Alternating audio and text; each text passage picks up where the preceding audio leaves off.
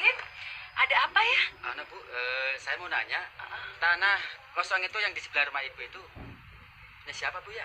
Oh, tanah itu punya Pak Haji Rauf, Pak. Tinggalnya di RT yang sebelah. Kalau saya boleh tahu, Oh iya bu, nama teman saya bu, eh, Ramsyah. Ramses. eh, saya Yuyun.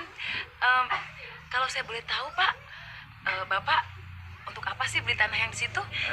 Ini rencana mau buka toko emas dan toko elektronik di tempat ini bu. Oh, jadi Pak Ramses ini. Coba, kira-kira siapa sasaran kalian saat ini? Bos, bagaimana kalau Bu Yuyun? Lim. Nggak taunya, otak jahat kamu itu bisa menangkap maksud saya.